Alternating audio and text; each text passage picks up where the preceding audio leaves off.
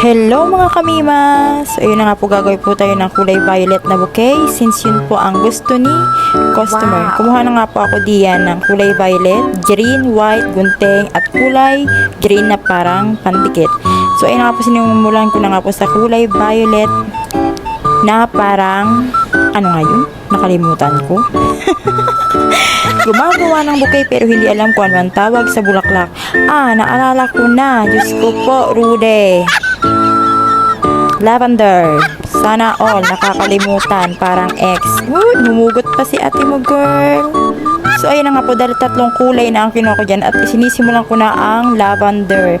4 na kulay yan mga kamema. Kulay puti, kulay pink, light violet, at kulay halaya ube. Upo, nagutom ako nang nakita ko. Yan, Diyos ko, para kang gusto kong kainin. Oh, Diyos ko po, walang kakainin sa for today's video. Masama yun. Sinimulan ko na ang idikit at gagawin ko na nga siyang lavender. Lavender ang aking tema ngayon. Hindi, Diyos po talaga ang gusto ni customer. Kaya lavender ang ipaglalaban natin for today's video. Kulay pink na nga po tayo niyan. At sus, gumamit na naman po ako ng ipinagbabawal na teknik. Ang mahiwagang eyeshadow. Sana all eyeshadow lang ang peg. Parang mata lang yarn. Kulay puti at para ma-emphasize natin ang pagiging violet, ang kulay puti ay nag-aago ang violet. Ano daw sabi niya? Bakit ganoon? Nauutal na naman mo si ate girl. Pati yung kulay pink niya ay nilagyan ko na rin ng violet. O ayan na nga. Sus, Diyos ko po, Rude. Dinikitan na ng mahiwagang pandikit na parang scotch tape. Gagawa na po ako dyan ng tulip since ang gusto ni customer ay tulip. Ay, mabenta talaga ang tulip sa ate mo. Mema lang talaga. Mabenta ang tulip. Sana all may tulip. Gagawin ko na nga ang petals ng tulip since 6 yarn. 6 yarn mga kamema. Ibang design naman ng tulip ngayon. Dati ay iba rin ang pagkakagawa ko. Ngayon ay basta tingnan nyo na lang kung paano gawin yan. Light violet na po tayo ngayon. Kasi nga, kakasabi ko lang naman kanina talaga, 4 ang kulay. Huwag makulit for today's video. Babalutan ko na ng kulay green since pupunta na tayo sa dahon. Opo, dahon na naman. 2 kulay ang ginamit ko. Light green and dark green. Sana all 2 kulay. Parang kayo, ng jowa mo, pinagsasabay kayo 2. Ay, humugot pa po si kamema nyo. O, ayan na nga at nalagay ko na nga. Gagawin ko na nga yung dahon ng ating tulip. Tulip for today's video na naman. Lagi na lang tulip. Wala bang orderin ng iba dyan? Diyos ko po, Rude. Gumawa na nga rin ako ng kulay dark green na dahon. Syempre, para ma-emphasize naman ang big and small. Uy, sana all may big and small. Kulay puting tulip na nga dyan ulit. Ang aking susunod na gagawin. Opo, kulay puti ulit. Ano ba yan? Lagi na lang nauutal si ate mo, girl. Tapos, alam mo naman yung puti na yan ay dadayain na naman natin yan. Gawin na naman natin yan ng pinagbabawal na teknik. Opo, yes po. Pinagbabawal na teknik. Pero bago yan, lagyan mo natin ng dahon. Dahon yan. Lagyan mo natin ng pinagbabawal na teknik sa susunod. Kulay violet. O, ayan na nga si ate mo, girl. Gagawin na ng pinagbabawal na teknik. Paulit-ulit. Sige.